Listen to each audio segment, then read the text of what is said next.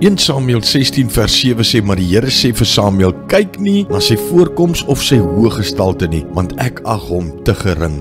Want nie wat die mens sien nie, sien God nie. Want die mens sien aan wat voor oë is, maar die Here sien die hart aan. Wanneer God na ons kyk, is die eerste ding wat hy sien die toestand van ons hart. Hoe moet ons harte lyk om die ongekende blessings van God in ons lewens te ervaar? In die eerste plek, ons moet 'n skoon hart hê. Psalm 51 vers 12 sê, skep in my 'n rein hart, o God, en gee opnuut in my binneste 'n vaste gees. As ons nie gereeld tyd uitkoop om in God se teenwoordigheid ons harte te laat suiwer en te laat reinig nie, kan sy seëninge binnekort nie meer deur ons of na ons vloei nie. Ons moet 'n toegewyde hart hê, nommer 2. 2 Korintiërs 16 vers 9 sê, want die Here, sy oë deurloop die hele aarde om diegene kragtig te steun wie se hart onverdeeld op hom gerig is. Hierin het u dwaas gehandel, want van nou af sal daar oorlog teen u wees. Jy sien, as jy God se blessing soek in jou lewe, moet jy toegewyd wees aan hom en aan sy woord. Die meeste mense wil uit hulle gevangenskap verlos word, maar hulle is nie so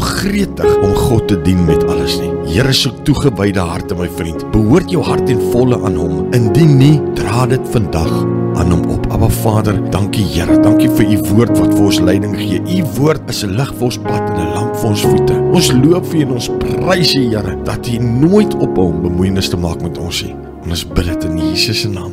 Amen.